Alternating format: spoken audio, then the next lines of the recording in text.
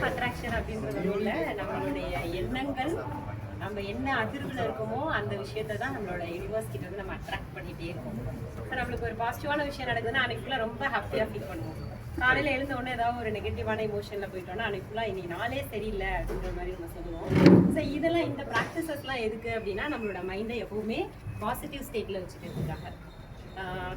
இந்த லா of attraction பொறுத்த வரைக்கும் இனிஷியலாக நம்ம எதில் ஸ்டார்ட் பண்ணுவோம்னா நன்றி உணர்வு, கிராட்டிடியூட்.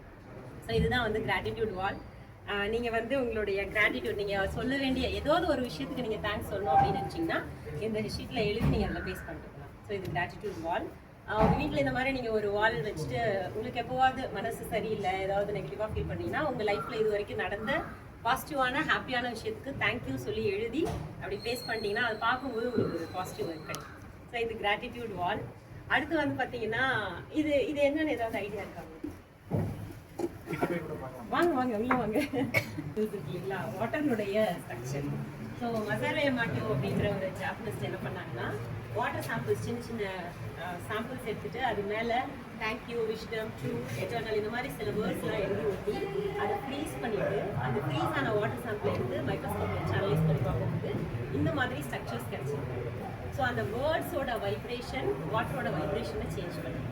ஸோ அந்த விஷயம் தான் இவர் கண்டுபிடிச்சார். இதில் பார்த்தீங்கன்னா யூ மேக் மீ சிக் அந்த பிக்சர் இருக்குது. ஸோ அப்போ நம்மளோட பாடியில் நிறைய 70% வாட்டர் கண்டென்ட் தான் இருக்குது அப்படின்னு சொல்லுவோம். நம்ம ஒவ்வொரு முறை பேசுகிற ஒவ்வொரு முறை நினைக்கிற நெகட்டிவ் இமோஷன்ஸ் ஒவ்வொரு முறையும் நம்மளோட பாடியில் இருக்கக்கூடிய வாட்டர் கண்டென்ட்டை வைப்ரேட் பண்ணிகிட்டே இருக்குது. ஸோ அப்போ நம்ம நெகட்டிவ் வைப்ரேஷனில் இருந்தோம்னா அது என்ன மாதிரியான ஸ்ட்ரக்சர் க்ரியேட் பண்ணுதுன்னு இதை பார்த்தா நமக்கு தெரியும். ஸோ இதுக்காக நம்ம வாட்டர் பாட்டில் டெக்னிக் அப்படின்னு ஒன்று ஃபாலோ பண்ணுவோம். என்னென்னா வாட்டர் பாட்டிலில் பாசிட்டிவான விஷயங்கள் எழுதிருக்கேன். ஸோ இந்த மாதிரி பாசிட்டிவான விஷயங்கள் எழுதி ஒட்டிட்டு இதை நைட் ஃபுல்லாக வச்சுட்டு காலையில் எழுதி இந்த தண்ணி குடிச்சோம் அப்படின்னா நம்ம பாசிட்டிவாக இருக்கும். அதுக்காக இது வந்து வாட்டர் பாட்டில் டெக்னிக்.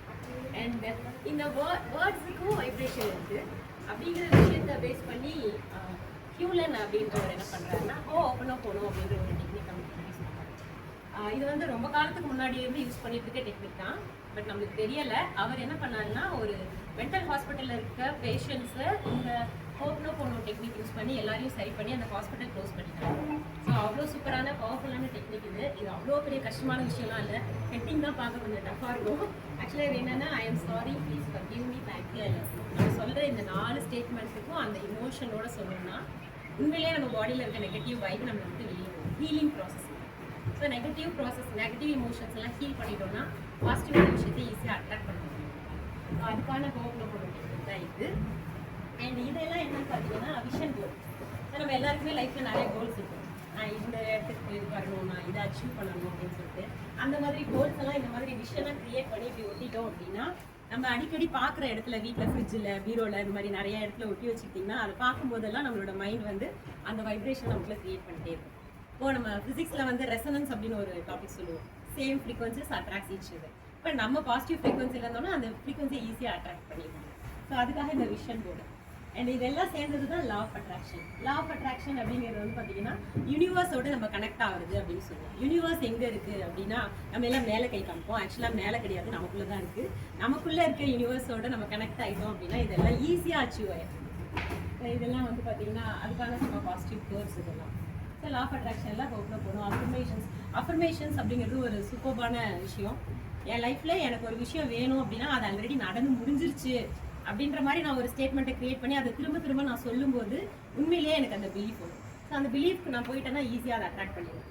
அதுக்காக அஃபர்மேஷன்ஸ் க்ரியேட் பண்ணுவேன். நம்மளோட லைஃப் அப்படின்னு எடுத்துக்கிட்டோம்னா முக்கியமான விஷயங்கள் இது 6 தான். அதில் நம்மளுடைய செல்ஃப் கனெக்ஷன் வேணும். செல்ஃப் லவ் இருந்துச்சு அப்படின்னா எல்லாத்தையுமே ஈஸியாக ஹேண்டில் பண்ணிடலாம்.